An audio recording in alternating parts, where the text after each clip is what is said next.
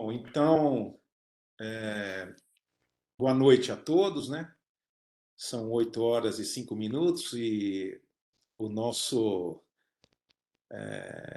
cirurgião sênior aqui, o Dr. Edson Lobo, autorizou o início das atividades do Grupo de Estudos de Doenças do Pâncreas. Quero mais uma vez agradecer a presença de todos aqui e coube ao nosso programa de especialização em endoscopia digestiva diagnóstica e terapêutica, né? que é, que é fomentado no Hospital Moriá, a apresentação dos casos. A nossa dinâmica de apresentação é uma dinâmica bem tranquila, onde a gente quer discutir casos de tumores neuroendócrinos, ou seja, não tem nenhum segredo em relação ao diagnóstico, né? E a gente vai apresentar para vocês alguns casos e depois vamos discutir na literatura alguns conceitos que têm sido norteados, né, nessa avaliação. Então, a Jennifer Nakamura Ruas, que é a nossa R3, ela vai apresentar os casos e a gente vai discutindo com o passar da evolução desses pacientes. Então, Jennifer, fica à vontade, boa noite, pode apresentar aí os casos para a gente. Obrigada, doutor Celso. Boa noite a todos. Está todo mundo já na reunião, doutora? As pessoas que Sim, estavam acho que para todos eles entrar? estão ouvindo, né? Todos já estão Ah, tá. ouvindo e a gente vai liberando todos que têm que entrar. Deixa eu ver. Pode continuar. Então, vamos começar aqui. Opa, aqui.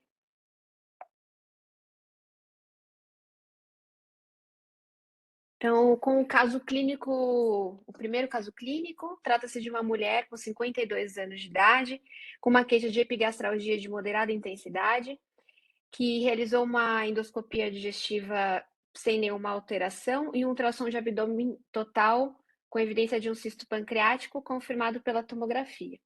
Infelizmente, a gente não tem todas as imagens da tomografia, só essa que foi enviada pelo paciente, que apresentava uma provável lesão cística pancreática com finas septações e tênue impregnação parietal. Vamos Então, nesse ponto, Susan, volta um pouquinho a imagem da Tomo. Susan, o que é que você gostaria de ouvir o seu comentário? Desculpa pela imagem, mas é a imagem que o paciente trazia, né? Para gente avaliar. Queria saber de você o que é que você pensa, o que, que você acha dessa tomografia, dessa imagem que foi encontrada aí. Então, na tomografia computadorizada, o cisto é mais a esclarecer mesmo, né? A gente não consegue, em especial nessa imagem, evoluir tanto. A ressonância um pouco mais. Mas é um cisto que, se fosse mais simples, eu não ia nem dar bola, ia mandar para frente. Assim, como tem uma certa irregularidade, um septinho, aí realmente é um cisto que vale a pena prosseguir imagem. Vale a pena. Então, assim, é muito incaracterístico esse cisto na tomografia. Eu acho que essa é a mensagem. Perfeito. Pode passar o próximo, Jennifer? Então, nós estamos aí, né, com uma mulher de 52 anos, com epigastralgia, ultrassom e tomografia computadorizada com cisto menor do que 2 centímetros no corpo pancreático, com finas septações. Então, aqui estão algumas propostas de qual deve ser a conduta. Não vou perguntar, eu gostaria de perguntar para o Edson, para o André, para a própria Susan, para o Alberto, né, que estão aí na mesa, o que, que eles pensariam num paciente desses, né, que chegou para eles, o que, que eles fariam. O Celso, realmente o que a Suzana já ressaltou, né, que não é um cisto simples. Não dá para ficar quietinho e falar isso não é nada, é um cistinho de nada, então pode ir embora. Não é bem assim. Ele chama atenção principalmente pela presença dos septos, né? Então pode ser um filhotinho de um cistoadenoma mucinoso, né? Pode ser alguma lesão pré-neoplásica mais séria, né? E que a gente precisa tentar melhorar o diagnóstico, né?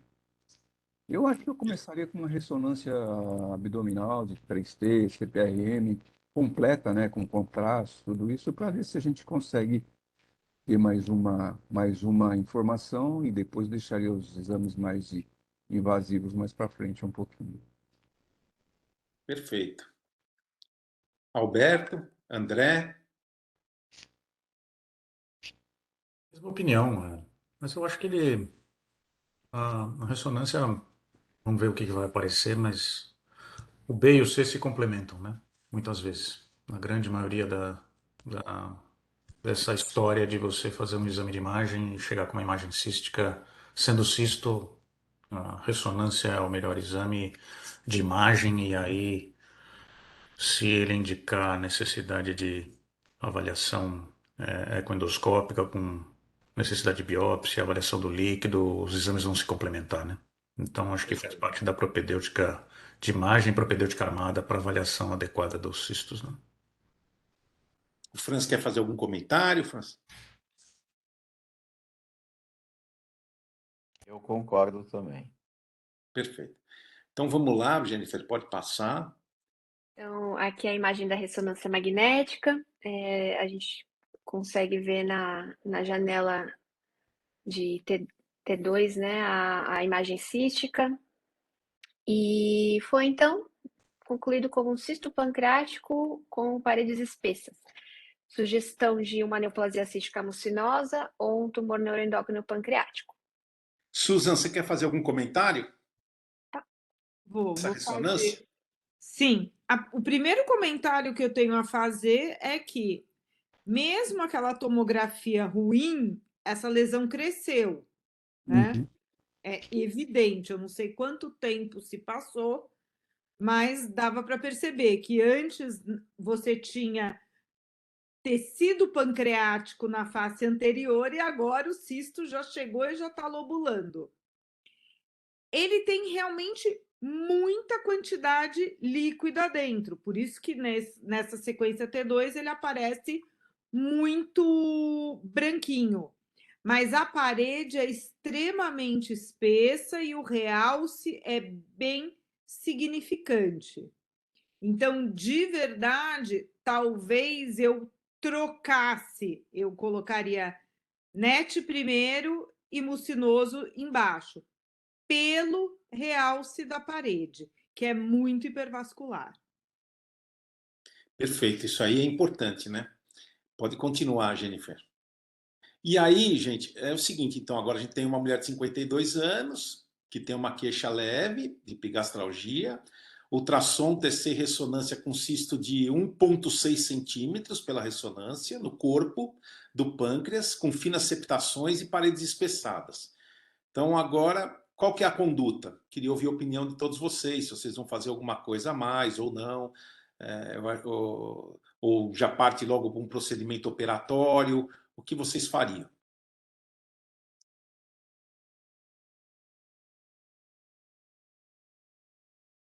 Olha, o doutor José Eduardo não está conseguindo entrar.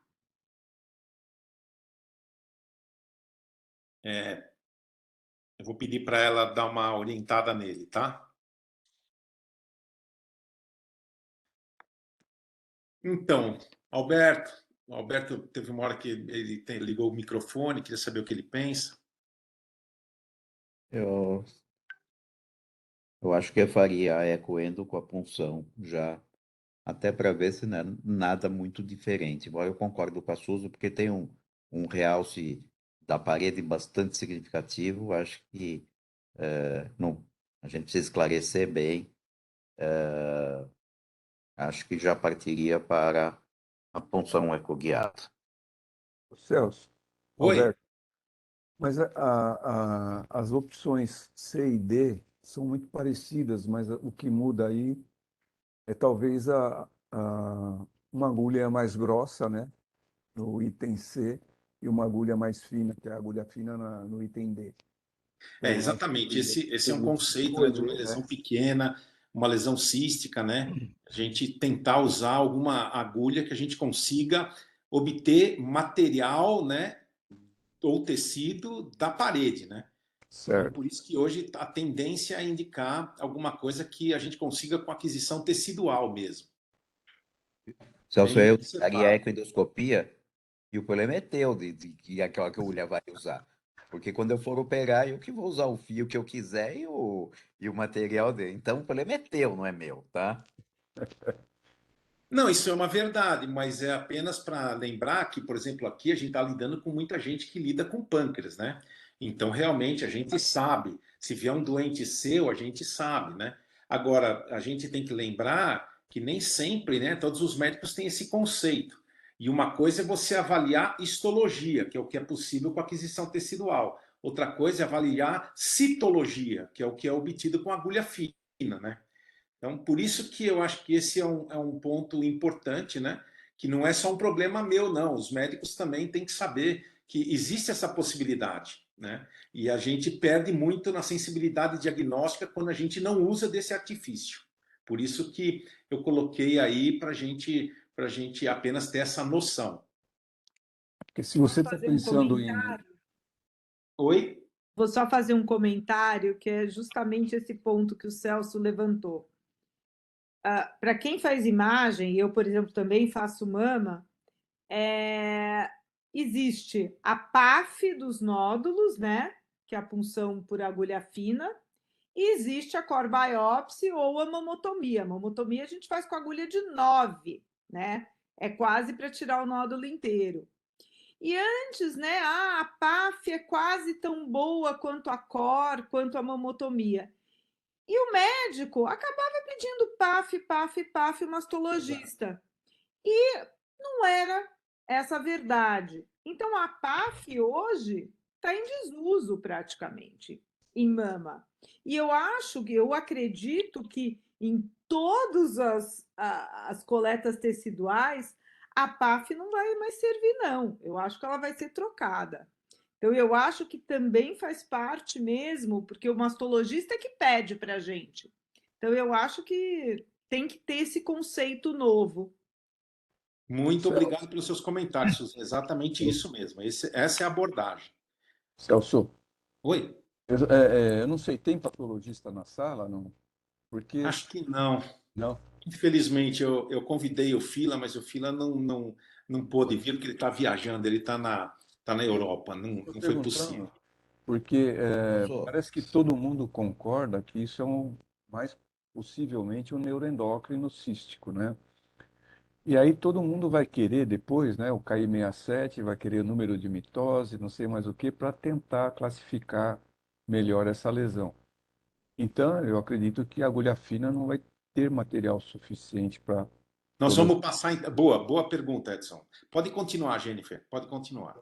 deixa eu Celso, te fazer uma pergunta, Oi, Celso. fala, André. É o seguinte, não tem dúvida que com a agulha, você conseguir uma biópsia é muito melhor com a agulha específica. Mas a maior parte dos locais tem este acesso, ou o custo disso fica meio proibitivo na maior parte dos locais. Diferente um pouquinho da mamotomia que a Susan falou. Eu não tenho dúvida que a mamotomia é muito melhor. Mas qual é a diferença do custo em relação a essas agulhas em termos de saúde pública Brasil? Obrigado pela pergunta. Eu acho que essa pergunta é importante. Realmente existe um custo a mais, tá, em relação a isso. Tanto que, por exemplo, hoje a ecoendoscopia com punção é paga pelo SUS, mas essa agulha ainda não é paga, porque ela tem um volume, ela tem um valor agregado um pouco maior.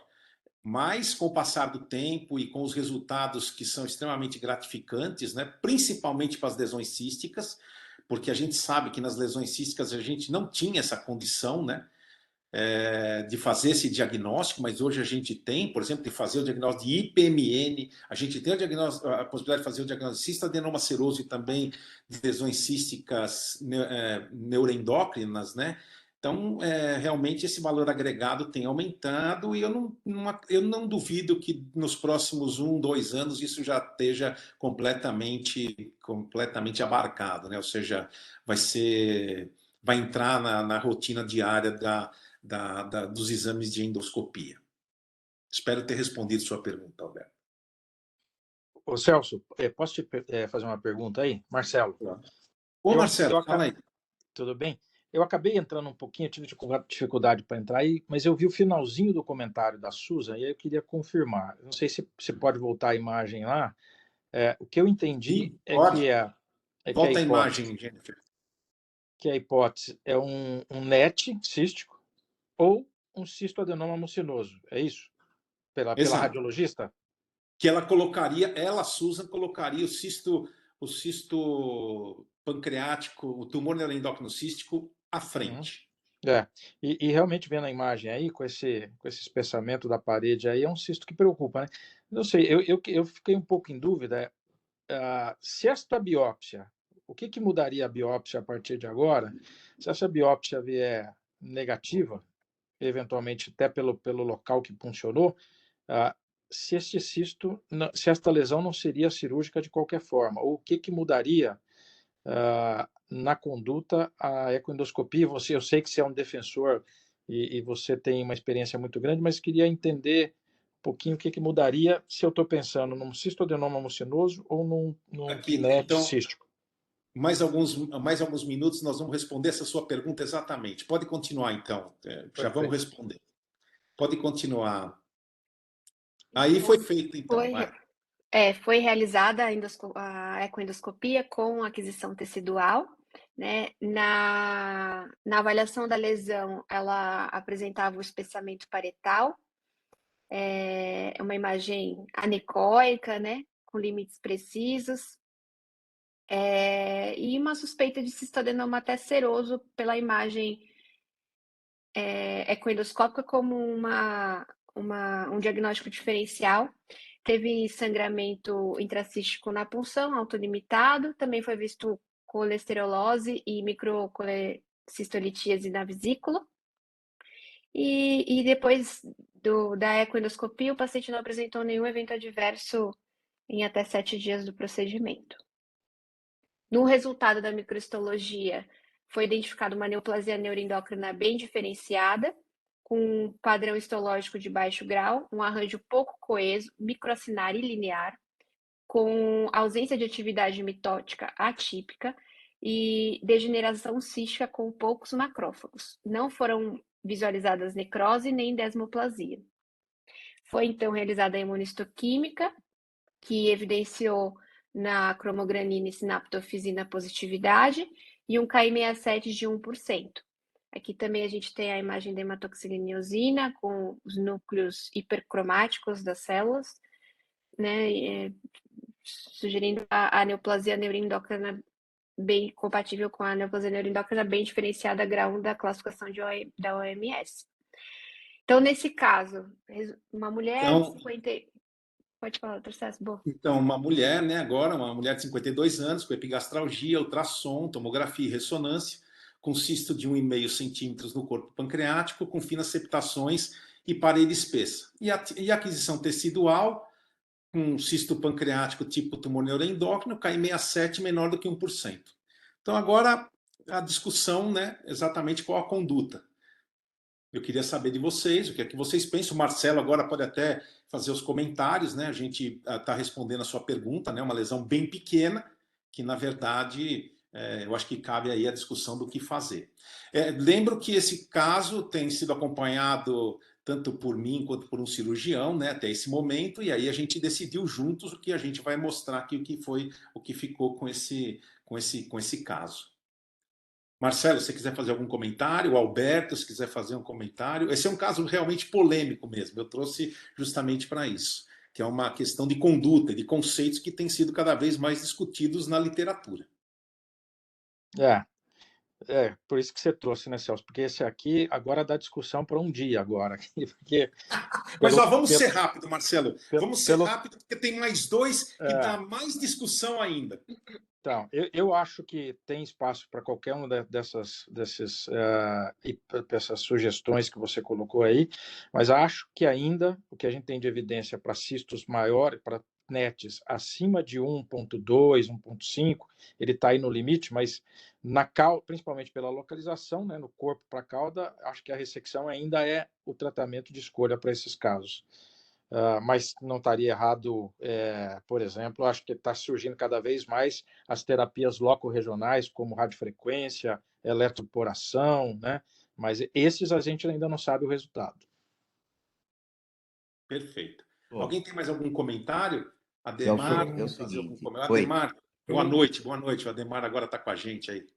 Eu tenho um comentário a fazer para acrescentar ao Marcelo. O comentário do Marcelo. Marcelo, boa noite. Eu acabei não cumprimentando você. Tem que lembrar que quando você tem um componente cístico no tumor neuroendócrino, esse componente cístico apareceu pós provavelmente uma necrose ou uma eventual hemorragia. Então, aquele Ki67 que você está vendo e que você fez por uma core biopsy ou uma biópsia daquela área pode não representar a realidade total da lesão que você está avaliando, entendeu? Então, Essa é uma esse questão. tamanho de 1,8 centímetros que adquiriu pelo componente cístico, que veio de uma necrose, de uma hemorragia, e que insistou, a Susan mesmo chamou a atenção que essa era uma lesão na tomografia, e depois ela aumentou por causa da degeneração cística. Então, ele já tem um comportamento diferente. Então, isso deve pesar na decisão de quem estiver atuando e do cirurgião, e aqui eu concordo com o Marcelo, a localização é favorável, e, e eu terminaria o estadiamento dessa doente, eu faria se o doente tiver condição e cobertura e tudo, eu faria um DOTA-tato nessa doente por ser um bem diferenciado para saber a extensão da minha cirurgia. Eu sei que tem microlitíase que você achou no exame, ela vai precisar de uma policistectomia, entendeu? Então, associado, então ela já é cirúrgica aí, então eu acho que isso pesa na decisão. Então, eu não, eu, na minha opção que está aí, além de terminar o estadiamento, eu colocaria a opção B, e descartaria as outras exatamente por causa desses aspectos da lesão. Perfeito. Alguém mais tem algum É. comentário?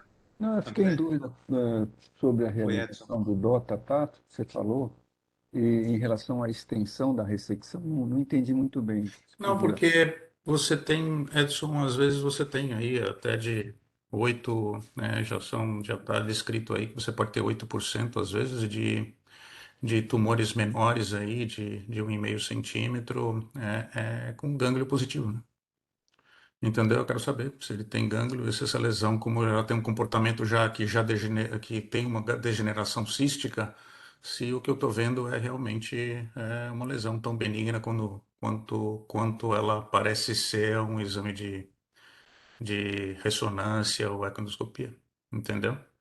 Se ela tivesse condição, não é uma condição sine qua Pô, non para operar, mas se eu deixa eu ver se eu tivesse, entendi. eu faria a complementação Então, antes de operar. se não houver nenhuma outra lesão, nenhuma meta, nenhum linfonodo, você Eu faria uma faria, eu ressecção? faria, eu faria ressecção oncológica, pancreatectomia corpo-caudal com esplenectomia nessa doente. Eu não faria ressecção sem esvaziamento ganglionar e esplenectomia, mesmo sendo um cisto de 1,8 centímetros aí na Então, cauda, uma ressecção com preservação esplênica eu não faria.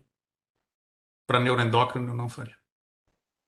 Mas não há, né, André, evidências científicas robustas a respeito disso, né? Não Não, há. não, Não há não. nenhuma evidência científica robusta em relação a esse tipo de conjectura que você acabou de dizer. Isso é Mas uma tumor conduta sua. sólido de até 1,2 centímetros, meio centímetro, se quiser fazer ressecção local, preservação de parênquima, preservação esplênica, concordo com você. Mas se essa lesão está tendo um comportamento com degeneração cística, a causa dessa degeneração a gente não sabe, entendeu? E a gente vai saber com o anato patológico definitivo. Uma coisa que a gente sabe na literatura, que as lesões, a grande questão nesse caso é que, como se trata de uma lesão cística, a chance desse KI67 estar errado é um pouco maior, né, o KI67 da aquisição tecidual é um pouco maior do que se fosse uma lesão única exclusivamente sólida, né? Nós vamos até ver isso depois. Eu vou mostrar para vocês trabalhos na literatura que mostram isso. Alguém tem mais algum comentário? Bom, pode passar. A conduta que. Pode passar, Jennifer? A conduta que a gente tomou junto com o cirurgião, né, nesse caso, então, foi indicado segmento, controle com ressonância.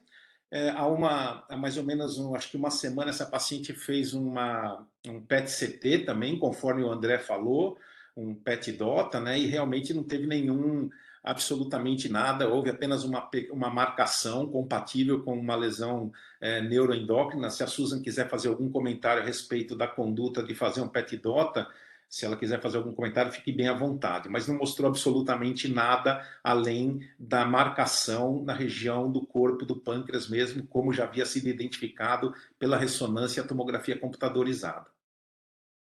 Susan, você quer fazer algum comentário a respeito do PET-CT? O PET-DOTA ele marca muito bem, né? Eu acho que é dizer que ele fecha com chave de ouro, né? Então, mas eu acho que também, se não tivesse feito, o próprio controle, o segmento e a punção e o exame bem feito já tinham mostrado como que era a lesão e qual era, se havia ou não algum outro comprometimento. Perfeito.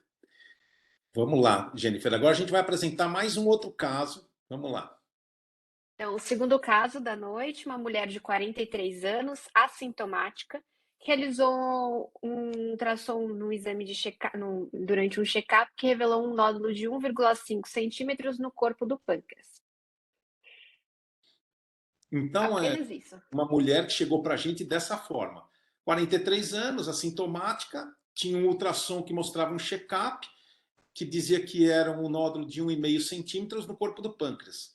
Então, quero saber de vocês qual a conduta que vocês tomariam, né? Essa paciente chegou no seu consultório, o que é que vocês fariam? Se vocês já indicam cirurgia direta, se vocês fazem ecoendoscopia com punção, se vocês realizam uma TC e uma ressonância, ou se parte direto para o PET-CT. Essa é uma discussão que realmente sempre suscita muita polêmica, né? Uma paciente assintomática, 43 anos, e um ultrassom com nódulo.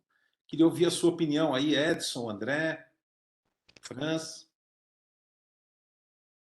Eu faria exame de imagem, né? Antes de qualquer coisa, para não desvirtuar o nódulo em si, né? Vamos que você faça uma biópsia, aí ele pode mudar as suas características pela própria função, né? Não sei se você pode até comentar isso, mas eu começaria por tomo ou ressonância, qualquer um dos dois, com um protocolo pancreático, né? Para ter mais informações. Perfeito. André? Celso, Opa! posso só comentar uma coisa? Eu vou discordar um pouquinho, porque eu acho que aí não tem. Você tinha colocado que surge sempre dúvida, né? Eu acho que aí não tem muita dúvida, como o Edson falou. Cirurgia não, PET com galho não, porque a gente não sabe nem se é um neuroendócrino para pedir um PET com galho. E também observar só também não, porque a gente não sabe exatamente o que é este nódulo, né? Então faria uma ressonância. Idealmente a ressonância para o pâncreas, talvez nesse nódulo menor, a Suza pode falar melhor, mas acho que a ressonância traz informações melhores do que a tomografia. Susan, você quer fazer algum comentário? Bom, o primeiro comentário que eu tenho a fazer é que quando o ultrassom de rotina vê um nódulo pancreático, é porque esse nódulo era muito preto no Exato. corpo do pâncreas. Se é muito preto, você já pensa, né, que nódulos muito hipoecóicos geralmente são tumor neuroendócrino, né? Até que se prove o contrário. E a Então, gente esquece desse conceito, né, Susan? Esquece desse conceito. esse é um conceito que a gente tem que lembrar. Tumor muito bem visto no ultrassom de rotina. Nossa, É porque existe mesmo. é porque existe e deve ser tumor neuroendócrino. Exato, exato. E aí, de verdade, você pode usar uma ressonância bem feita, uma tomografia bem feita, ou em algumas vezes você vai precisar complementar um com o outro. E por quê? Porque os tempos de cada tumor às vezes são caprichosos. Mas tanto faz, eu começaria com qualquer um deles até que o nódulo fosse visto. Porque se ele foi visto no ultrassom, ele tem que aparecer na tomo e ou na ressonância. Perfeito. Alguém tem mais algum comentário breve para a gente passar? Em Susan, que Edson? um e-mail já é um tamanho grande, até bom já para tomo também, né? Mas é lógico que a ressonância Sim. pega melhor, né? Então, às vezes, existe uma coisa que eu sempre digo: todo tumor neuroendócrino gosta de iodo, todo. Mas nem todo tumor neuroendócrino gosta de gadolínio.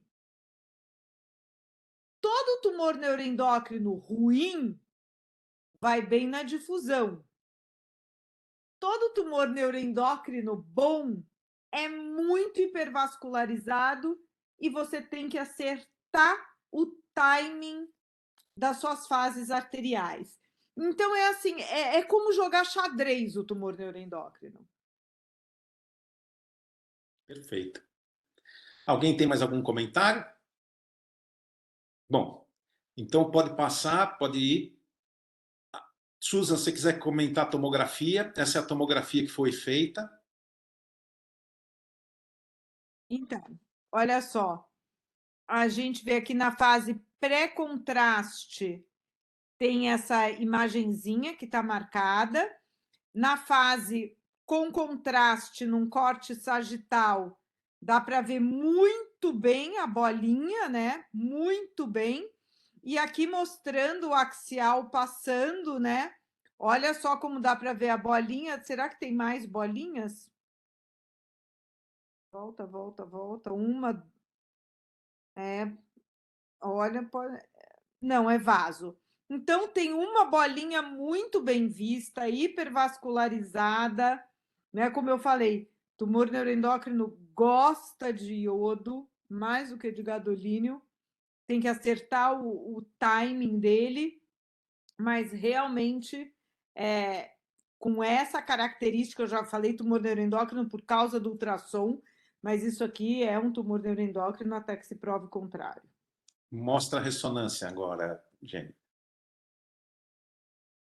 Vejam só a ressonância coincidente totalmente com a tomografia, né? E eu ainda acho que deve ter mais outra bolinha aí do lado, né? Porque também tem a lei, quando acha um, procura o segundo, que às vezes você tem. Então tem que tomar cuidado, às vezes, se você tem ou não mais bolinhas, e olha sempre a difusão, porque a difusão pode ser um bom marcador de KI67 alto ou baixo. Perfeito. Então, agora pode passar, Jennifer. Então, agora nós temos aí uma mulher de 43 anos, assintomática, que fez um ultrassom que mostrou um nódulo de 1,5 centímetro e que foi confirmado pela TC e ressonância. E agora? O que é que vocês fariam? Eu queria ouvir a opinião de todos vocês aí, do Marcelo, Edson, Alberto, André, professor Ademar, o professor José Eduardo também está com a gente, o Franz. Marcelo? Eu faria uma ecoendoscopia com punção para saber o KI67 e provavelmente um PET com galho. Perfeito. Alberto? Edson?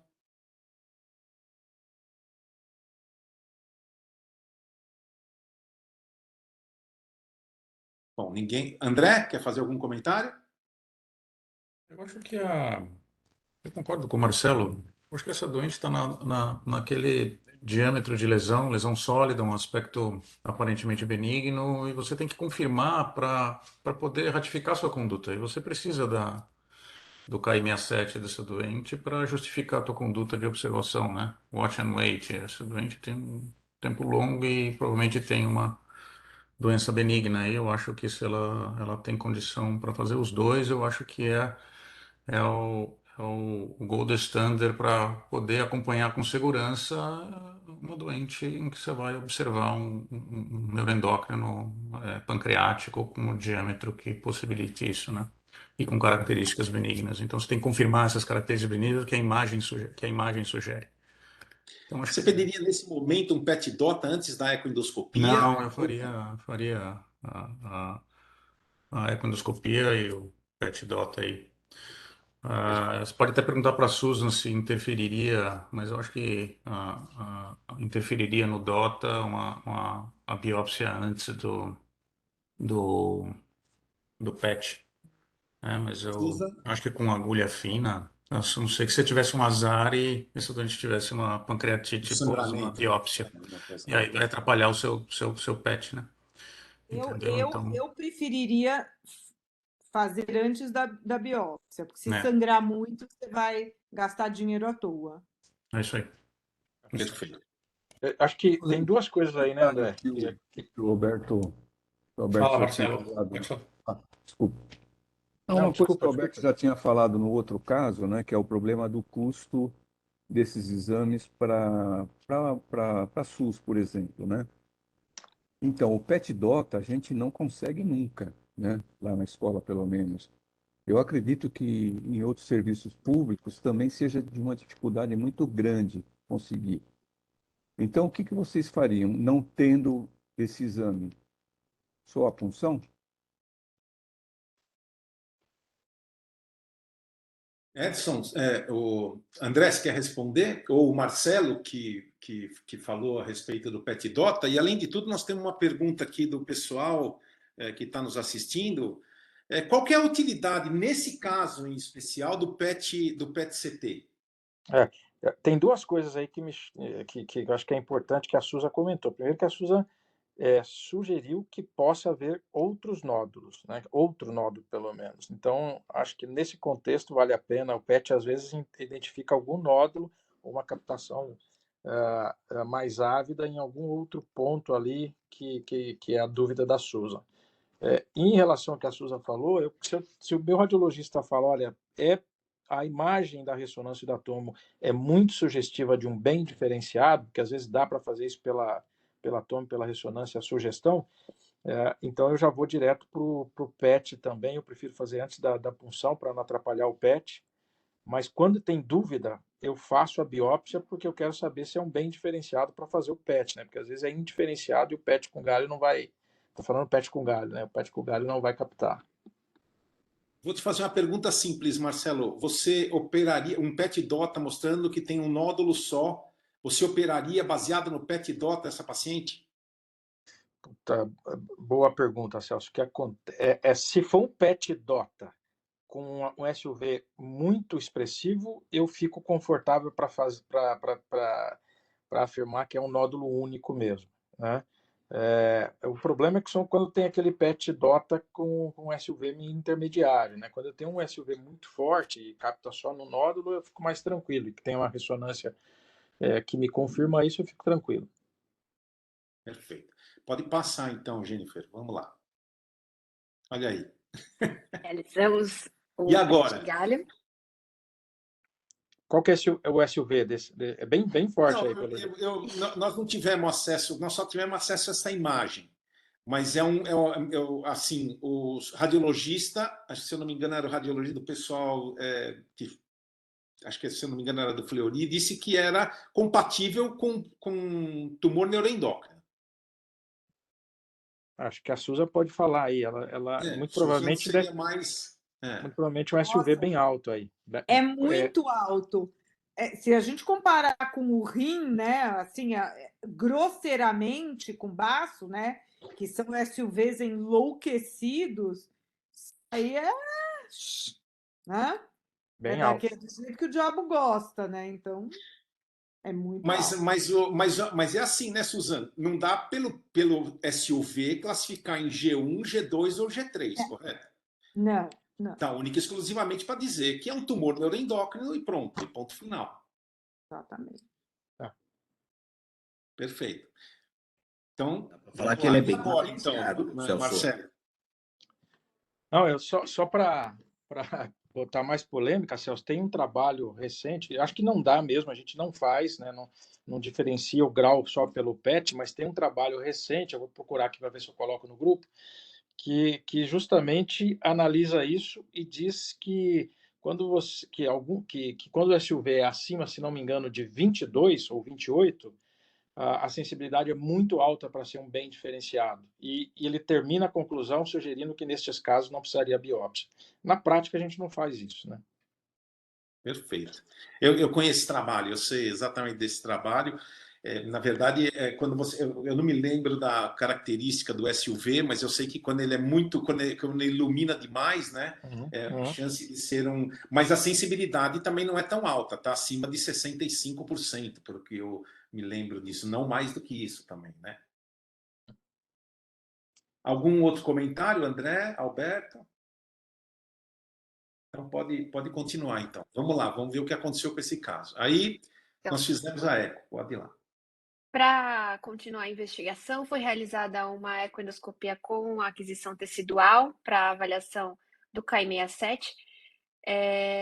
Na imagem foi visto um nódulo isecóico medindo 1,14 por 75 milímetros. Ele era ovalado, homogêneo e isoecóico com uma certa tendência para hiperecogenicidade. Foi então realizada a punção com agulha Procor de 20 gauges, com uma boa aquisição tecidual, e o resultado da microhistologia, uma neoplasia de padrão neuroendócrino, com proliferação epitelioide de baixo grau histológico, arranjo sólido microcinar ou linear, uma atividade mitótica atípica ausente e também ausentes a necrose e desmoplasia. No padrão da imunistoquímica foi identificada a cromogranina e sinaptofisina positivas, com um KI67 positivo de 5%. Então, seria um grau 2 da classificação OMS. E agora? Então, nós temos uma mulher, 43 anos, assintomática, ultrassom, check-up mostrou um nódulo de 1,5 centímetro.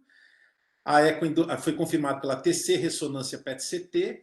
A microhistologia confirmou um PNET de 1,1 centímetro, mais o KI67 acima de 5%. E aí, gente, qual que é a conduta? Cirurgia, sem dúvida. E aí esse é um bom caso para mostrar que o tamanho por si só muitas vezes engana, né? Acima de 1 centímetro a gente já pode ter grau 2 e já pode ter linfonodo comprometido, acima de 1 centímetro. Mesma opinião. Oi. Estão me escutando? Sim, estamos te escutando. Por isso que para fazer o watch and wait tem que sempre ter biópsia. Não dá para você querer sem ter a biópsia. Eu acho que é fundamental porque é isso daí. Você pode não ser 1 grau 1. Então, se você quiser observar uma lesão entre 1 a 2 centímetros, obrigatoriamente, na minha opinião, tem que ter biópsia. André? Mesma opinião. Mesma opinião. Perfeito. Mesma opinião. Edson? Concordo, lógico. E qual que é a proposta aí cirúrgica que vocês fariam para esse paciente, então? Vou mostrar a lesão de novo, onde ela ficava no corpo. No corpo, quase na transição corpo-cauda. Nesse caso, por exemplo, André, volta a pergunta para você que você falou do primeiro caso. Você faria uma pancreatectomia, por exemplo, distal com ressecção nodular, ou seja, uma oncológica? O que é que você pretende? Você tiraria o baço? Não tiraria o baço? Então, Pancreatectomia. rapidamente, o que é que você pensa? E eu queria ouvir a opinião também dos outros, do Edson, do Franz. A sensibilidade para o PET DOTA, uma vez que ele teve um PET DOTA que só captou na lesão pancreática, a chance de passar lesão despercebida ganglionar aí, com a sensibilidade e especificidade aí acima de 90%, né, para esse tipo de lesão, quando você tem um DOTA muito captante. Mas você percebe que foi um SUV super alto, apesar da gente não ter o dado. Olha, isso daí está hiper captante e é uma lesão intermediária já, né? Entendeu? Então, acho que por essa razão eu não tenho a complementação do FDG, se tem alguma coisa diferente. O Marcelo já mostrou nessa reunião metástase com clone diferente em um mesmo tumor. Então, você tem um tumor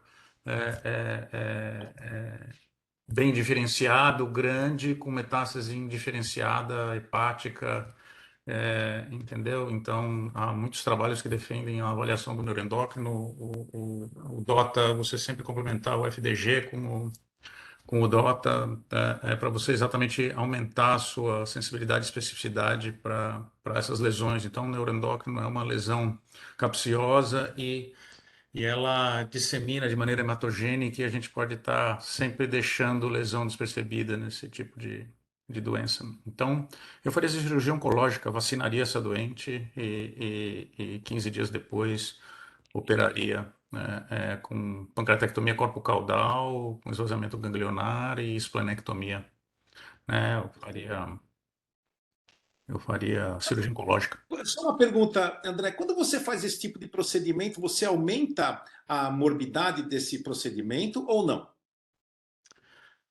Olha, toda vez que você vai fazer uma pancreatectomia corpo-caudal minimamente invasiva, é o gold standard para esse tipo hoje de lesão, seja ela laparoscópica ou robótica, pancreatectomia sempre vai ter o risco de fístula, que é o que leva à morbidade maior dessa doente. E aí chega até 30%, 35% aí de fístula, mesmo num grampeamento com ou sem Cisgard, sem Teflon e por aí afora, né?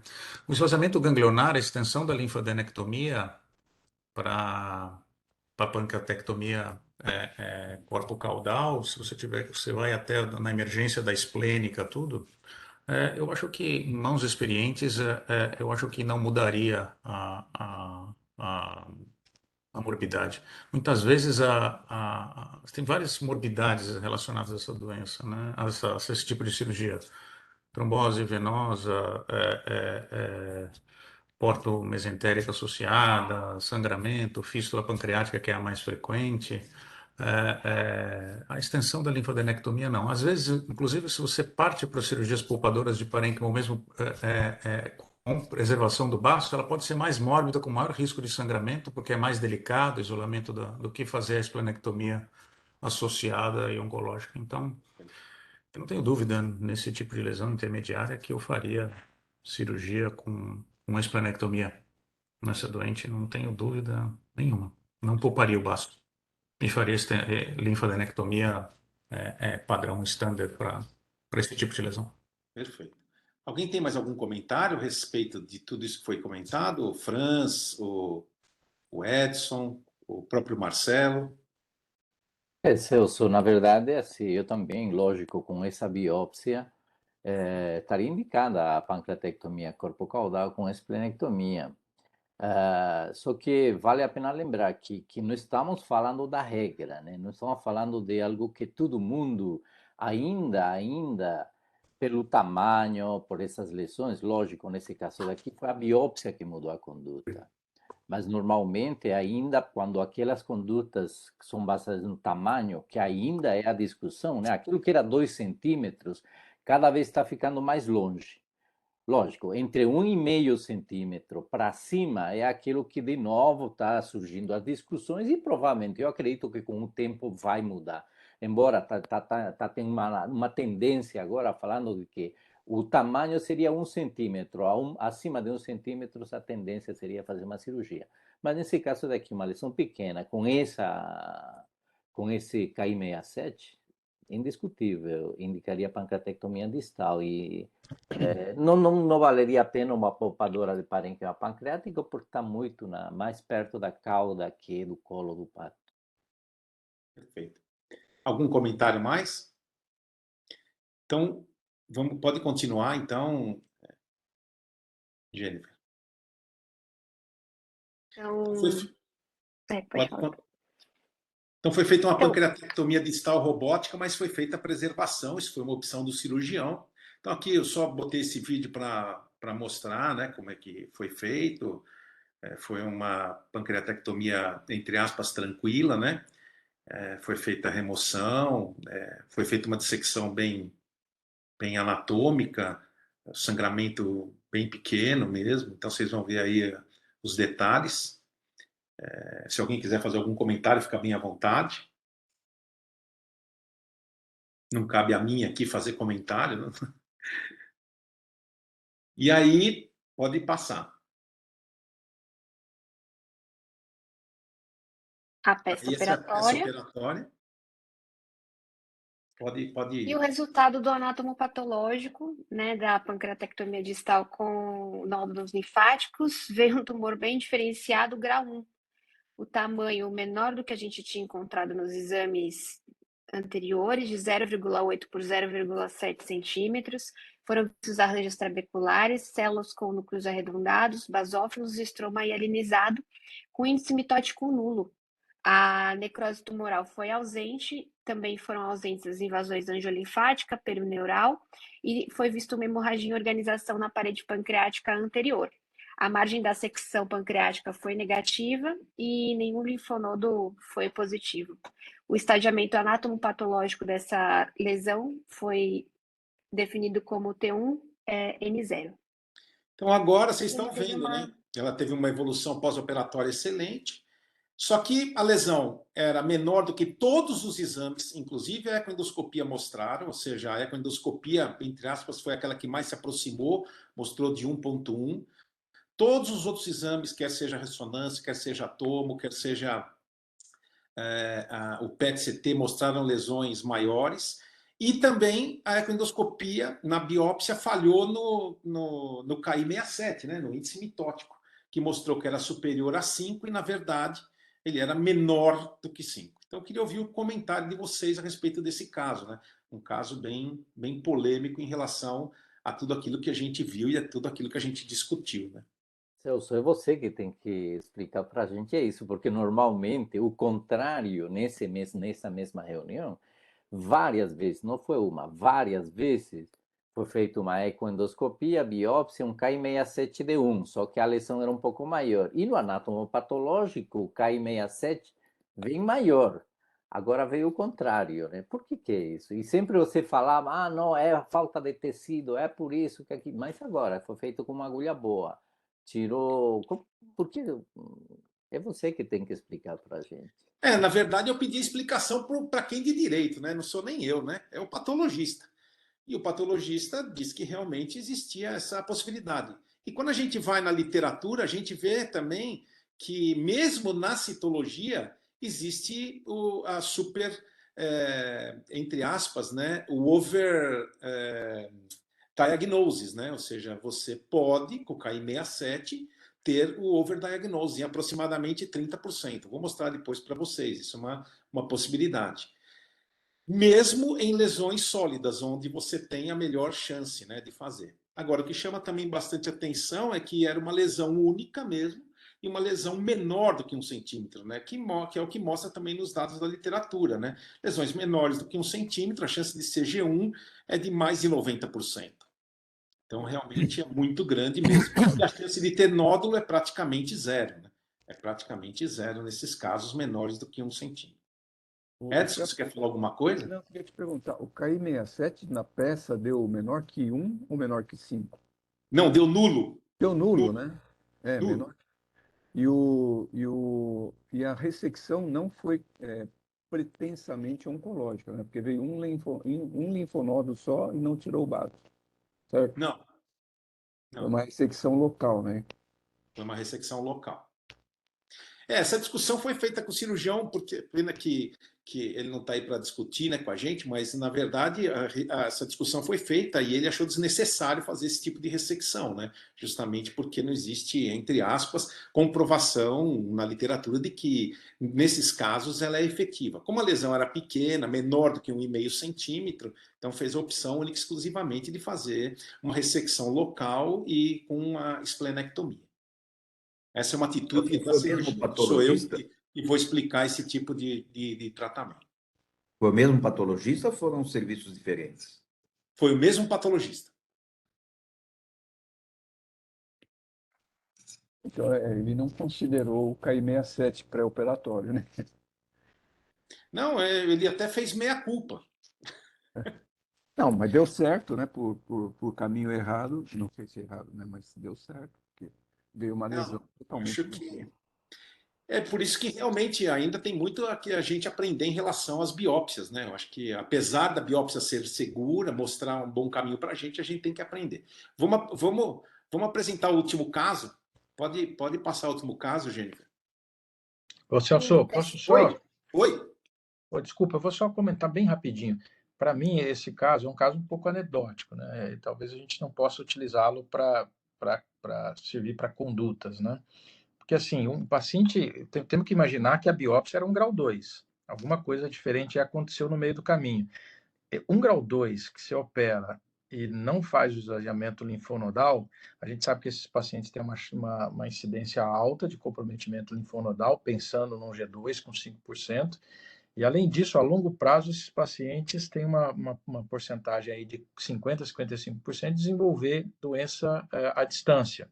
E quando ele desenvolve doença à distância, por exemplo, a metástase hepática, que é o mais comum, tem um impacto enorme se ficou linfonodo para trás na conduta. Então, eu acho que o padrão, num G2 com 5%, é entrar para fazer pancreatectomia e fazer o esvaziamento linfonodal completo dele. Perfeito, perfeito. Vamos lá, então, Jennifer. Então, o terceiro e último caso clínico é um paciente de sexo masculino com 38 anos, que apresentou um episódio de hipoglicemia grave de 46 miligramas por decilitro, com queda da própria altura e teve uma melhora após a reposição glicêmica. Na investigação, o ultrassom de abdômen e a tomografia apresentaram normais. E aqui gostaria já de começar com a discussão, primeiro da hipótese diagnóstica principal e a conduta. Alguém quer fazer algum comentário? Então, é um homem de 38 anos, com 2 episódios de hipoglicemia, ultrassom e ITC normais. O que é que vocês fariam com esse paciente? Ele é médico, tá? Só para complementar. Primeiro, a parte laboratorial. Eu pediria para esse paciente glicemia em jejum, Foi insulina em confirmado, jejum. foi confirmado. Ele tinha, então está confirmado um hiperinsulinismo orgânico. A esposa dele é médica também e ela confirmou o episódio de hiperinsulinismo. Eu não coloquei todas as provas aqui para não ficar muito longo, né? Mas foi confirmado. Qualquer pergunta que vocês tiverem, eu tenho esse caso completo.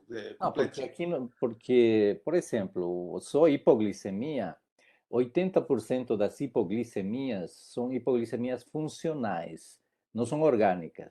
Então, diante de toda a hipoglicemia, a gente tem que pesquisar, tudo bem. Então, se esse paciente tem hiperinsulinismo orgânico, seria o índice de Fajan acima de 0,3, confirmou que produz mais insulina, ele tem a tríade de Whipple, provavelmente ele tem um insulinoma. Então, eu partiria direto para um método de imagem. É assim, foi confirmado realmente as crises de hipoglicemia. Ele fez o teste e também confirmou, mas ele não tinha, isso eu me lembro bem, ele não tinha uma insulina muito elevada o tempo todo. São em períodos do dia que ele tem esse tipo de. Ele é variável. Para fugir disso, porque a insulina é cíclica, né? A produção de insulina. Exato. Então, aí normalmente se faz dosagem de proinsulina e peptídeo C, que são constantes. Então, do ponto de vista laboratorial, hoje em dia, é sim possível confirmar o hiperinsulinismo orgânico. Diante de um hiperinsulinismo, o seguinte passo é tentar localizar uma lesão no pâncreas, até demonstrar o contrário. Então, aí, lógico, pelo mais simples que se pode ser feito sim uma ressonância magnética ou, eventualmente, um PET-CT com gálio, né? Porque a maioria, 90%, são bem diferenciados.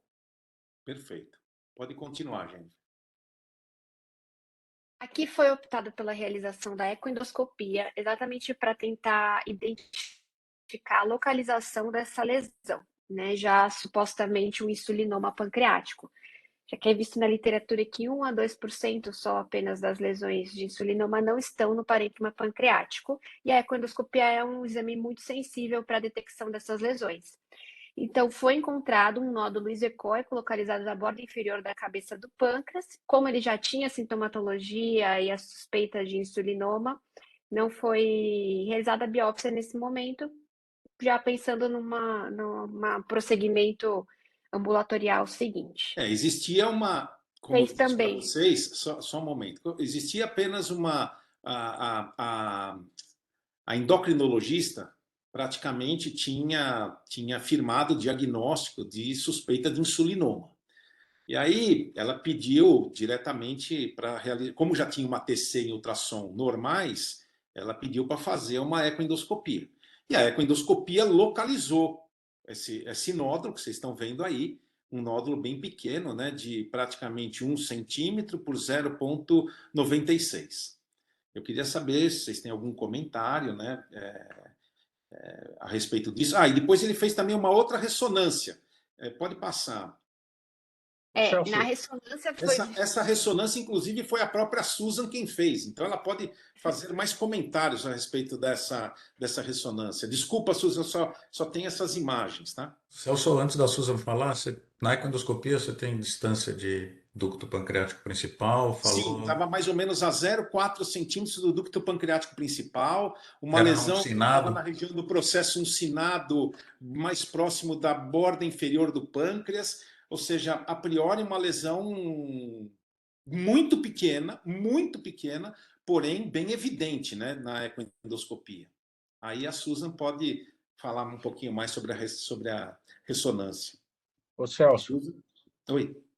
eu queria te perguntar para você e para a Susan, aproveitar pelo seguinte, eu teria começado com a ressonância, por acreditar que a ecoendoscopia não encontraria Um uma detalhe, lesão. Marcelo, um Oi? detalhe, um detalhe. Esse Ah, paciente já chegou para a gente com uma ressonância e TC normais, só que aí eu pedi uma ressonância 3 Tesla. entendi.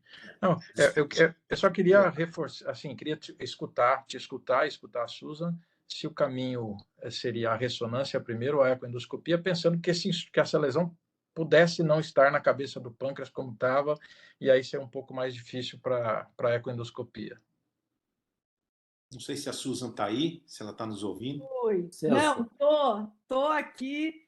Esse caso foi difícil. Eu não sei, eu recebi uma outra história, né? Na realidade, assim, esse paciente, ele tinha vários que o acompanhavam.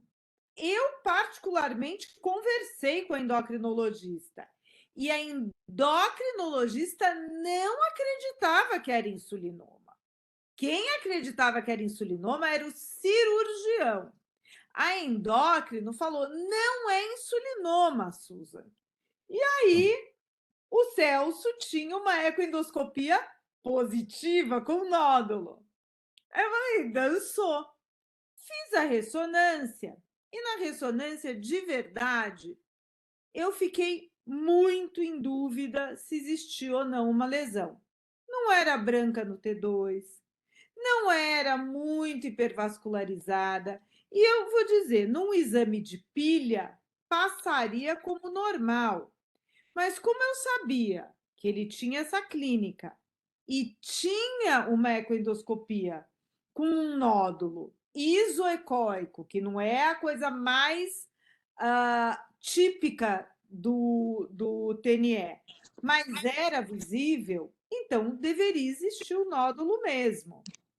E aí eu fiquei entre a cruz e a caldeirinha, porque o cirurgião tinha certeza que era insulinoma, o Celso tinha certeza que tinha visto o nódulo, a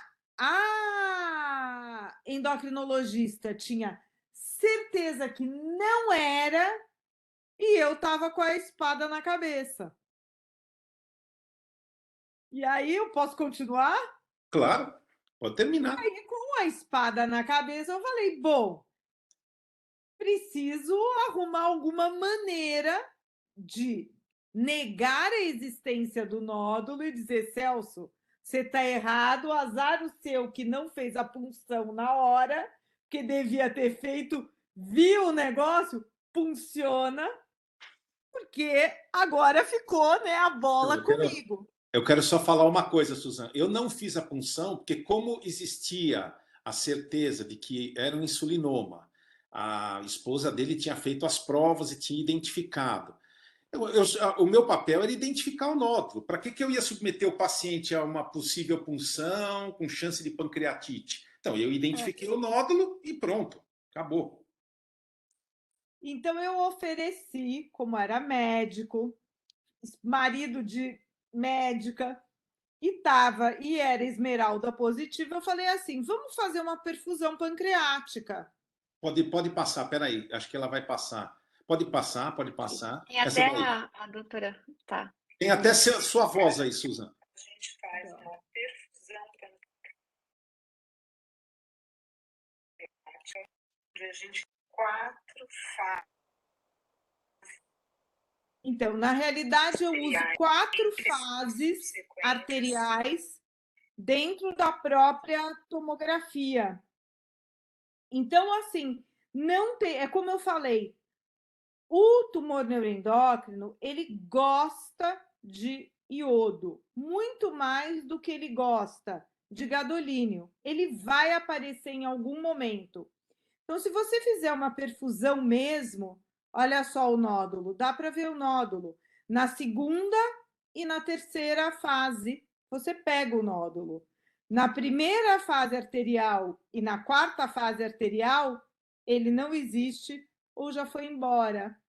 Então, assim é uma maneira bem elegante e bem correta de você mostrar que existe um nódulo mesmo e que você não deixou de ver. Então, aquilo que eu via fracamente na ressonância, na perfusão, eu passei a ver direito. Perfeito. Pode passar, Jennifer. Susan, Então, aqui. Celso, Oi?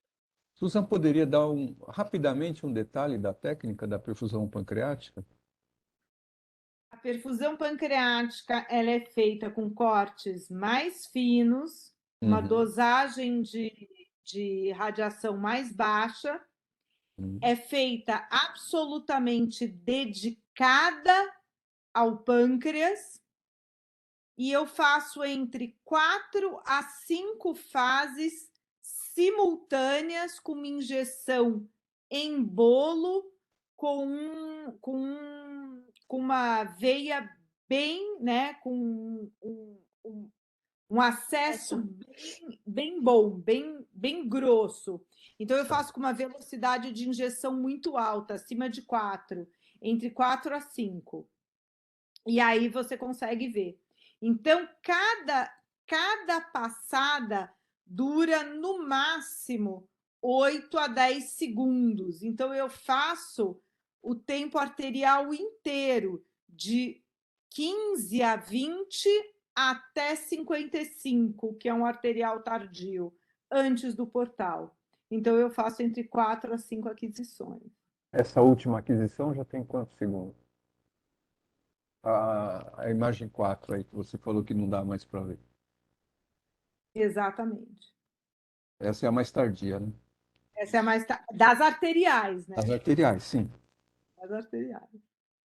Sempre lembrando, né, Susan, que os tumores neuroendócrinos eles têm sinal de Doppler positivo, né? Eles são super hipervascularizados, né? Exatamente. Perfeito. Celso, Oi? só a propósito, alguém fez comentário sobre, primeiro, no insulinoma, em todo neuroendócrino funcionante, realmente parte-se por uma imagem, tomografia, ressonância, etc. E o fato de alguém perguntou por que a ecoendoscopia. Você participou de várias discussões, Celso. No início, estou falando da final da década de 90, início de 2000, o ultrassom para o insulinoma especificamente, ele era muito excelente para a cabeça, muito bom para o corpo, mas ele perdia na cauda do pâncreas. Com a evolução da tecnologia, a ecoendoscopia, ela pega todo o pâncreas com a mesma acurácia atualmente? Olha, Franz, o primeiro trabalho que a gente publicou no Gastrointestinal Endoscopy foi um trabalho publicado em 2000 e a gente tinha uma casuística de 12 pacientes. E a gente comparou, esse trabalho está publicado no Gastrointestinal Endoscopy, a gente comparou desses 12 pacientes a tomografia helicoidal na época com a ecoendoscopia radial, não era nem a setorial. Nós comparamos com a ecoendoscopia radial, porque foi uma coleta de pacientes na década, a partir de 1994, né, 95, alguma coisa assim. E a gente não tinha feito biópsia ainda na maioria dos pacientes, só em alguns deles. Nós nunca tivemos dificuldade de avaliar essas lesões na cauda, apesar da literatura falar isso. Nós tivemos casos na cauda, na cabeça. Essa assertiva é uma assertiva que, apesar de sempre aparecer, nunca tivemos esse tipo de problema. Agora, com certeza hoje, as imagens do ultrassom são muito melhores do que era naquela época, tá? Então, assim, eu acho que a ecoendoscopia consegue ver muito bem, em qualquer posição da glândula pancreática, nódulos e nódulos milimétricos, entende? É possível. Nós tivemos casos, por exemplo, de tumores neuroendócrinos menores do que 1 centímetro, com quase meio centímetro, que a gente conseguiu visualizar pela ecoendoscopia radial, sem punção. E foi justamente por isso que, nesse caso, eu não biopsiei, né? Como eu pensei em localizar, eu simplesmente localizei e deixei para o cirurgião resolver, e pronto, né?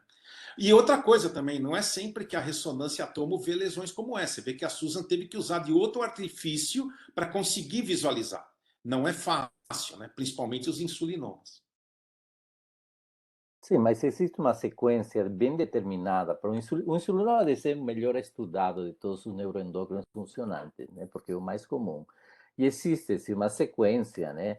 Parte-se por uma imagem e a ecoendoscopia, lógico, tá indicada quando não há localização por um método convencional.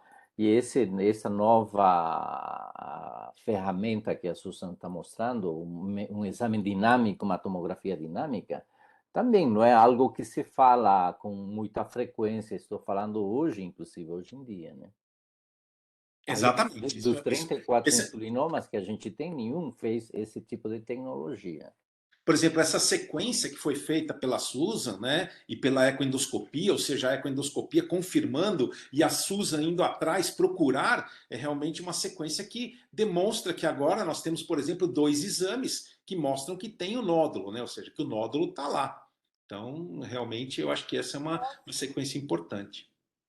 Só vou fazer aqui uma meia-culpa, porque assim, eu tô até rindo aqui comigo. A gente não tem essa tecnologia. Na realidade, eu tô aqui rindo comigo porque eu comecei a fazer isso por causa de nesidoblastomatose. Então, assim, eu tinha alguns pedidos para fazer ressonância de nesídio, e nesídio é muito difícil de ver. E aí eu falei assim: um dia eu vou ter que fazer uma perfusão em pâncreas, né? Tem que fazer uma angiografia. Aí eu falei: em vez de fazer uma angiografia, eu vou fazer por tomo. E taquei e fui fazer por tomografia. E falei: nossa, deu para ver. Fiz 2 casos de nesídio que deu para ver. Aí fiz mais 2 casos de insulinoma que eu só consegui ver fazendo esse tipo de protocolo. E aí eu falei: acho que realmente é uma coisa que dá para usar. Perfeito, é isso mesmo. Pode continuar. Celso, só Oi? fazer um comentário? Claro, fica à vontade. Isso. Primeiro, Susan, eu acho que isso aí você tem que coletar mais casos e publicar. É muito bacana. Ajuda muito o cirurgião. Dá para ver, né? Entendeu? Ajuda, inclusive, todo mundo que está procurando esse tipo de lesão, que na maioria das vezes são muito pequenas, muitas vezes, e a nesidioblastose aí é um diferencial que dificulta o tratamento desses doentes, né? E segundo, e para neuroendócrino, isso é fantástico, Suzano. Puxa, acho que isso aí tem que coletar casos aí. Eu sugiro até um trabalho em conjunto aí, quem tiver É só neuroendócrino, vocês me mandar ajudarem, fazer um trabalho aqui com o GEDP e a por gente fazer um favor. protocolinho básico e fazer esse tipo de protocolo e É avaliar a só vocês sensibilidade e me ajudarem. Se especificidade. vocês me ajudarem com os casos, Muito bacana. E segundo, eu acho que você fez muito bem, o cirurgião agradece você não ter funcionado, Celso. Acho que um selinoma é melhor não funcionar mesmo, né? Então, Calma, calma, você fez calma. muito bem de não ter funcionado. Não acabou o caso ainda. E doutora Susan, uma dúvida: esse protocolo é caro, pensando no hospital público? não é caro pensando em hospital público. Ele vai gastar um Legal. pouquinho mais de contraste do que a dose normal, que não é assim nada demais, é peanuts, mas requer que o médico esteja lá acompanhando. Basicamente é isso. Perfeito. Muito legal. Vamos lá, então.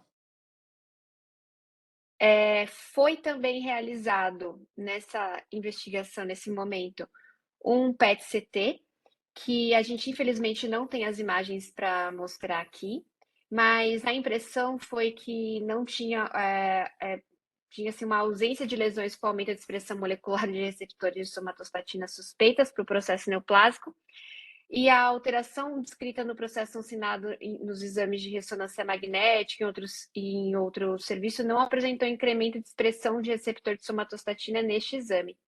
E o comentário colocado foi que foi observada uma captação difusa do radiofármaco em processo ensinado, que pode ser fisiológica, considerando o tipo de radiofármaco administrado no estudo, e o que também pode ter dificultado a visualização na pequena alteração descrita no exame recente da ressonância magnética. Perfeito. A partir desse momento, então, a partir desse momento, eu quero só fazer um preâmbulo. Então, um homem de 32 anos, que teve 2 episódios de hipoglicemia, ultrassom e TC normais, ultrassom endoscópico que evidenciou um nódulo, uma ressonância 3 Tesla e um PET-CT DOTA inconclusivos e uma tomografia com perfusão mostrando que havia um nódulo. Aí, exatamente aquilo que a Susan falou. O médico, o paciente e a própria esposa do médico tinham certeza absoluta que se tratava de um insulinoma. A endocrinologista tinha dúvida em relação ao insulinoma. O cirurgião não tomou a conduta de operar o paciente baseado nesses 2 exames de imagem, mas ele falava o seguinte: olha, para eu operar esse paciente e a gente não tirar a parênquima normal, eu preciso de alguma prova realmente de que tenha ou não um nódulo, realmente um tumor neuroendócrino. Então, baseado nisso tudo que nós estamos falando, de uma história que eu passei aqui para vocês, eu acho que a Susan também resumiu bem, o que é que vocês fariam? Né? Nós estamos lidando com um médico, ele sabe bem das complicações, da morbimortalidade, de tudo, né? Ele é anestesista e a esposa é cirurgiã. Então, eu queria perguntar para vocês o que é que vocês optariam aí. Cirurgia, fariam uma nova ultrassonografia endoscópica com punção do nódulo para confirmar que o PET-NET era funcionante, ou vocês teriam outra conduta? Agora eu coloco para discussão mesmo. Celso, eu continuo tendo, assim, eu não sei por que a endocrinologista continua em dúvida. Volto a falar, tem ou não tem hiperinsulinismo? É fácil, esse é o laboratório. O diagnóstico do insulinoma... Hiperinsulinismo, eu falei para você desde o começo. Ele teve crises, foi feito o teste, veio positivo, mas a insulina, ela variava. Ela variava e variava muito. E ela tinha dúvida em relação a isso. Hipoglicemia isoladamente, lógico que não faz. O que me chama a atenção é o seguinte: endocrinologista, para duvidar do diagnóstico do insulinoma, são eles que fazem o diagnóstico do insulinoma. Por quê? Porque o diagnóstico do insulinoma, o cirurgião faz a triagem clínica, a triagem de Whipple tem ou não tem, embora antiga, mas é o melhor método ainda para detectar. O seguinte passo é a confirmação laboratorial. O insulinoma tem que ter confirmação laboratorial. Não estou falando de hipoglicemia. Estou falando da relação insulina-glicemia. Tem que dar positivo. Com esse teste positivo, uma imagem hipervascular na cabeça do pâncreas, até demonstrou o contrário, é um insulinoma. Agora, eu não sei qual que é a dúvida da endocrinologista, por que ela está insistindo. É que provavelmente não deve ter um diagnóstico bioquímico, acredito eu. Perfeito. E o que você faria, então, nesse caso? Se tem hiperinsulinismo, tem imagem, indicaria cirurgia. Direto. Perfeito. Quer dizer que se não tiver hiperinsulinismo, essas imagens você não faria nada? Lógico, porque não tem insulinoma. Poderia ser um outro tumor neuroendócrino, mas não necessariamente insulinoma. O insulinoma é o único tumor neuroendócrino que, apesar do tamanho, pode ser de 2 milímetros, está indicada a cirurgia. A repercussão clínica dele, tamanho, não é documento para o insulinoma, tá certo? Então, se é um insulinoma de 2 milímetros, A gente tem uma escola de 3 milímetros na cauda do pâncreas, que não pegou absolutamente nada, só o método de imagem. E era um insulinoma, então estaria indicada a cirurgia mesmo com esse tamanho. Agora, a minha, assim, não sei por que a endócrino tem dúvida, não sei. Perfeito. Alguém tem mais algum comentário para a gente terminar o caso? Não? Então pode dar continuidade. Bom, aí pode falar. Foi optado pela realização da ecoendoscopia para, como teve alguns exames que deram negativo, alguns positivos, ficou nessa. Foi optado por fazer a punção, né, com aquisição tecidual.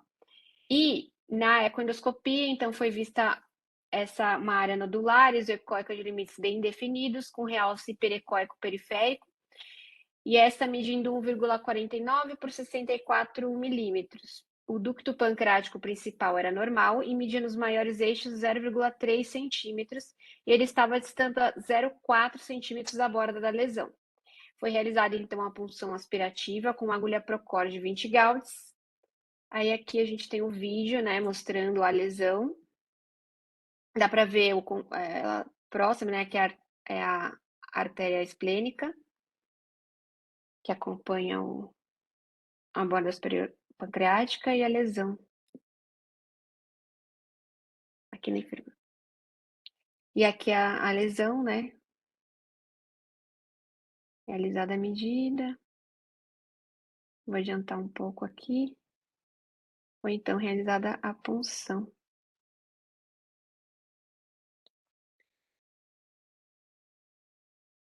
Se o doutor Celso quiser comentar. Então, aí vocês estão vendo o momento que a agulha está na parede, né, da lesão. A gente passou com tranquilidade. Esse paciente também, depois da punção, não teve absolutamente nada, não teve pancreatite, não teve dor abdominal, não teve absolutamente nada, como os outros dois também, sem nenhum problema, apesar da gente usar uma agulha um pouco mais robusta, né? Um pouco mais grossa. Então a gente conseguiu fazer essa punção com tranquilidade, como vocês estão vendo aí. Aí pode mostrar o resultado. A microhistologia veio, então, uma neoplasia neuroendócrina bem diferenciada, funcionante, corando para insulina, cromogranina e sinaptofisina, com Ki67 de 1%. Opa! Então, aqui dá a dúvida, que eu acho que o Dr. Celso vai explicar. Não, eu queria agora ouvir o comentário de vocês agora. Então, a gente tem toda essa história, né, desse paciente. Temos uma ressonância inicial e uma toma inicial que não mostraram nada, uma outra ressonância 3 Tesla que ficou duvidosa, uma ecoendoscopia que mostrou um nódulo e com uma biópsia, e uma tomografia com perfusão que mostrou se tratar de um insulinoma, inclusive com imunistoquímica.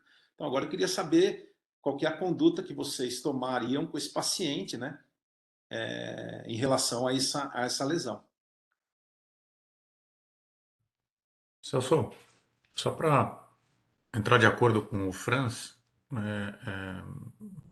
eu acho que na verdade aqui você seguiu a orientação que o cirurgião colocou, que ele estava conduzindo o caso e era ele o responsável, e ele pediu que você confirmasse para poder indicar o tratamento, mas eu concordo e tanto é que eu fiz o comentário antes do Franz, eu acho que era ainda bem que você não biopsiou e tudo. E por que eu falo que ainda bem que não biopsiou? Porque essas lesões, como 90% são benignas, e ela está na região cefálica pancreática, muito próximo do ducto, ele tem uma chance de, em vez de enuclear, acabar indo aderendo pancreaté por causa da proximidade do ducto pancreático, entendeu?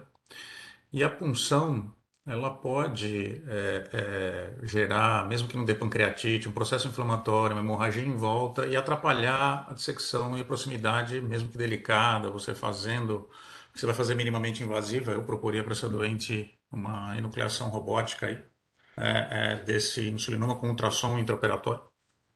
Entendeu? Porque mesmo com proximidade você consegue, exatamente por causa da plataforma minimamente invasiva do robô, conseguir fazer dissecções próximo do ducto aí, né? A gente já tem uma experiência nisso e E realmente você deixa o ducto exposto ali e tudo. E se você tiver uma manipulação prévia, às vezes isso daí pode prejudicar essa manipulação e essa doente acabar para tratar a doença fazendo uma cirurgia de maior porte, com mais morbidade e tudo, porque o único tratamento é a ressecção para acabar com os sintomas do doente. Então,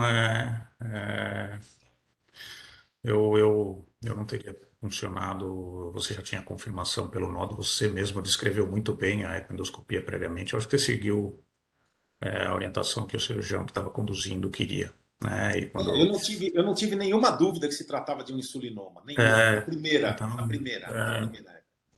eu acho que é isso. A gente só parte para outro tipo de conduta no insulinoma, quando, por exemplo, vem associado a um risco cirúrgico elevadíssimo e obesidade mórbida com IMC alto e insulinoma cefálico. Você alcooliza essas lesões para diminuir o sintoma e hiperinsulinismo. Você sabe que você não está tratando, mas você está dando um step-up approach ali para esse doente emagrecer, mudar o seu risco cirúrgico e controlar os sintomas da doença, porque esses doentes podem, se são obesos, morrerem numa crise de hipoglicemia. Se cair na rua um doente de 160 quilos, ninguém levanta o indivíduo. Então, eu não teria funcionado, porque poderia atrapalhar o tipo e o porte do tratamento cirúrgico com essa condição que você mostrou de proximidade do ducto e localização da lesão. Então, é isso. Alguém tem mais algum comentário, por favor? Fica à vontade. Eu acho que eu faria. Eu tenho muito medo de enucleação de tumores neuroendócrinos, principalmente nesse caso, que está muito perto do ducto pancreático principal, porque são fístulas de difícil controle. Eu sei que o ducto dele é fino, que a anastomose pancreato-jejunal vai ser difícil, mas eu acho, é lógico, também contando com a minha inexperiência em robótica, né? Eu optaria mais por uma duodenopancreatectomia. Alguém tem mais algum comentário? Franz, Marcelo? Eu tentaria assim, uma enucleação, né? É verdade que tem alguns que falam até 3 milímetros, outros falam até 2 milímetros do Wirsum, mas no momento da cirurgia, não tenho experiência nenhuma com cirurgia robótica, com laparoscópica, você não tem a sensibilidade da palpação, mas com a cirurgia aberta, você consegue ter melhor ideia de uma enucleação, porque pelo que você descreveu na ecoendoscopia, é uma lesão superficial, não está profunda, tá certo? É uma lesão superficial, então é possível que ela vai ser palpada e acho que eu tentaria uma enucleação nessa paciente, já que esse tipo de tumor tem uma pseudocápsula que se você conseguir entrar no plano, que a robótica deve ser fantástico para isso, se você consegue entrar no plano, você consegue uma enucleação desse tumor. Franz, eu acho que é exatamente isso. O nódulo está bem próximo da artéria mesentérica ali, sabe? Então, mas está no processo unciforme, quase na ponta do processo unciforme. Então, acho que eu, assim, pela posição, acho que daria para fazer uma enucleação mesmo. Mas é óbvio, né, que vocês vão avaliar no ato operatório. Zé Celso, acho que tem vários cirurgiões aí. Acho que todos Sim, eu poderiam. estou perguntando. Qual seria a opção de cada um, né? Rapidamente, assim, Alberto, Marcelo. Eu acho que é uma das melhores indicações para robótica, esse caso aí. Acho que eu faria robótica. Tentaria, pelo menos. Mas o quê? Nucleação? Enucleação. Tá. Alberto. Perfeito. Alberto, quer fazer um comentário? Eu acho que sempre a tentativa de enucleação deve ser começada. Se vê que está bem perigoso, que o vírus vai ser lesado, aí parte para a duodenopancreatectomia. Doutor Alberto, você lembra, teve uma uncinectomia por um insulinoma lá na escola, que era mais ou menos essa localização mais periférica e foi feita uma uncinectomia também, né? E foi muito fácil, né, França? Sim. Esse não era um IPM tipo 2, França? Não, era um insulinoma. Um insulinoma de processo uncinado e foi feita uma uncinectomia. Eu E foi uma coisa que entrevistei já com o tinha sido professor operada, Alberto. né, França? Isso, é isso mesmo, ela mesma. Ela foi parar na Bahia, não acharam e depois nós Isso, fizemos sinectomia. com sinectomia, é isso mesmo. Perfeito.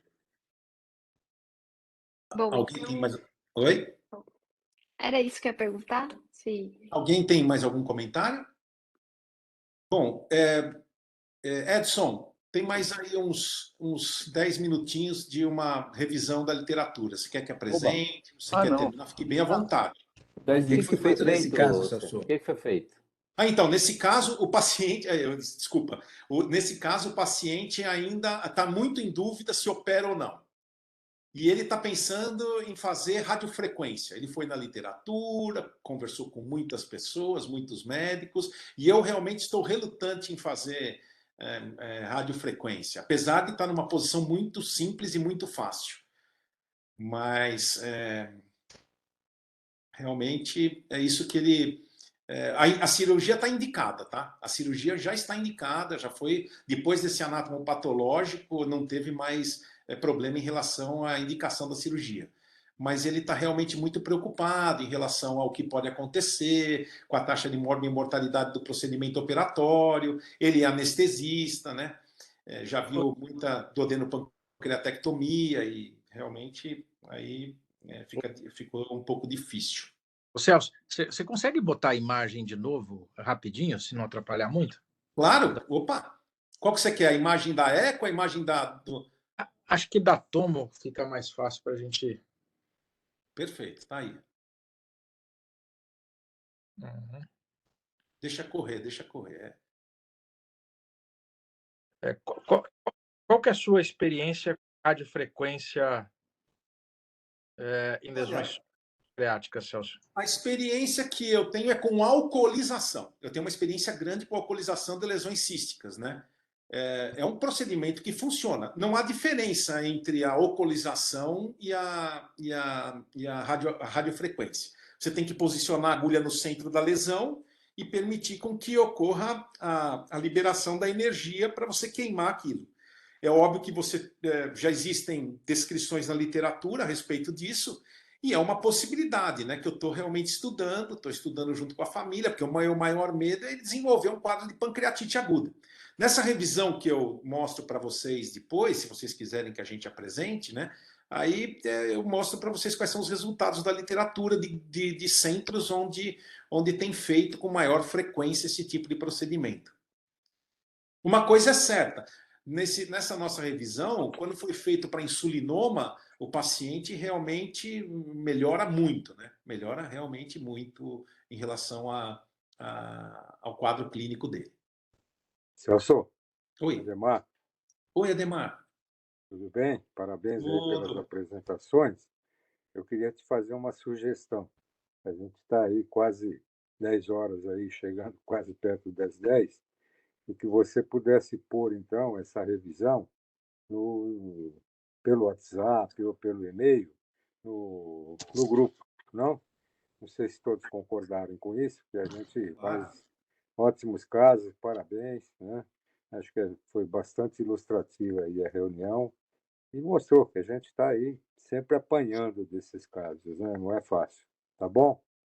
Perfeito, Se Ademar. todos concordarem, acho que esse seria o ideal aí, se você não se importar com isso. Não, de jeito nenhum, não, de jeito nenhum. Eu acho que a discussão foi muito profícua, né? Eu acho que realmente a gente vê que as lesões pequenas do pâncreas não são fáceis de manusear, né? Ou seja, a estratégia não é sempre aquela que a gente imagina.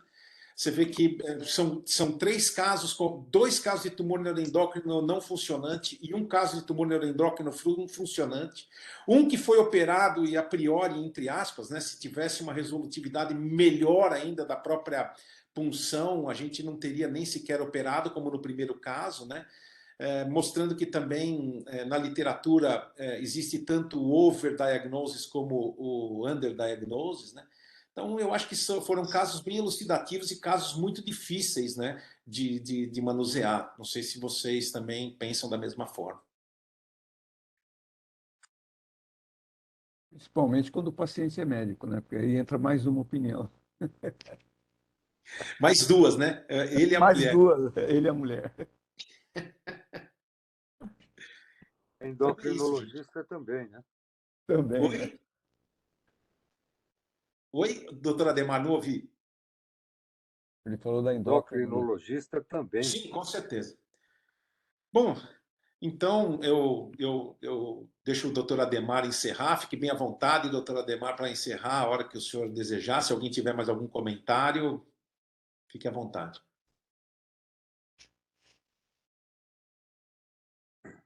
Não, acho que foi extremamente produtiva. Não sei se alguém quer mais algum comentário, né?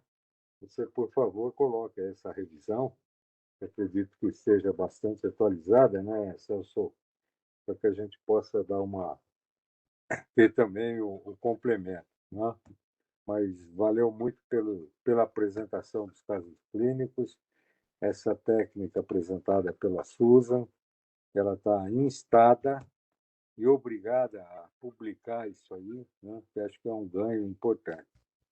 Se alguém mais quiser comentários, senão a gente encerra aqui a reunião de hoje.